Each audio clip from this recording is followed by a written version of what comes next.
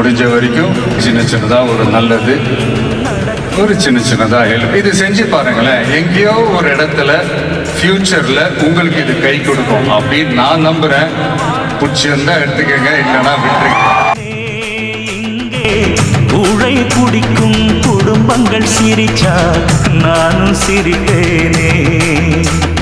நல்லவை எப்பவும் பிழைக்கணும், நன்மைகள் எப்பவும் தழைக்கணும், நினைச்சதெல்லாம் கைகளிலே